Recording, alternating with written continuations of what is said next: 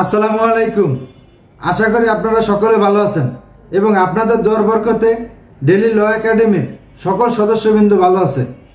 আজকে যে বিষয়টা আমরা জানবো বা জানার চেষ্টা করব সেটা হচ্ছিল অজাত ব্যক্তিকে বা জন্ম হয়নি এরকম ব্যক্তিকে বা এরকম ব্যক্তির অনুকূলে কোনো সম্পত্তি উইল করা যাবে কিনা সে বিষয়টা আজকে আমরা জানবো। হ্যাঁ, যে ব্যক্তি এখন পর্যন্ত জন্মগ্রহণ করেননি কিন্তু তার জন্মগ্রহণ করার সম্ভাবনা রয়েছেন এরকম ব্যক্তিকে উইল করা যাবে, সেটা হচ্ছিল শর্ত সাপেক্ষে। সেই শর্তটা কি সেটা জানার আগে অজাত ব্যক্তি বা জন্ম হয়নি সেই ব্যক্তি সম্পর্কে আমরা জানি।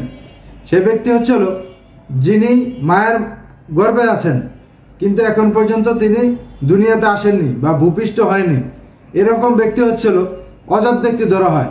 এই ব্যক্তি অধিকার গ্রহণ করেছেন, যখনই তার মাতৃগর্ভে তিনি এসেছেন তখনই সে অধিকার গ্রহণ করেছেন। তো সেই ক্ষেত্রে তার পক্ষে বা তার অনুকূলে সম্পত্তি উইল করতে পারবেন। সেই ক্ষেত্রে শর্তটা হচ্ছে যখন যেদিন আপনি উইল করবেন সেই তারিখ থেকে পরবর্তীতে 6 মাসের মধ্যে তার ভূপিষ্ঠ হতে হবে বা এই দুনিয়াতে আসতে হবে, যদি তাও আবার জীবিত আসতে হবে। শর্ত কয়টি? 2টি। যেদিন আপনারা ওই ব্যক্তির নামে উইল করলেন সেই তারিখ থেকে তার জন্মের তারিখ হবে হলো 6 মাসের মধ্যে। আর 2 নম্বর হচ্ছিল তাকে অবশ্যই জীবিত ভূপিষ্ঠ হতে হবে, তাহলে আপনার উইলটি কার্যকর করা যাবে। ধন্যবাদ সকলকে ভিডিওটি দেখার জন্য এবং আপনারা সবাই শেয়ার করবেন এবং সাবস্ক্রাইব করবেন। ধন্যবাদ। আসসালামু আলাইকুম।